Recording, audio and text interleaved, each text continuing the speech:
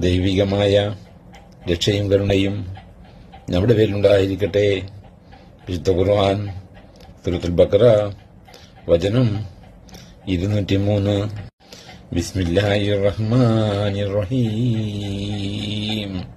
വദ്കുറുല്ലാഹ ഫീ അയ്യാമിൻ മഅ്ദൂദാത് ഫമൻ തഅജ്ജല ഫീ യൗമൈൻ ഫലാ ഇസ്മ അലൈഹി വമൻ തഅഖറ ഫലാ ഇസ്മ അലൈഹി لمن اتقى واتقوا الله واعلموا أنكم إليه تحشرون.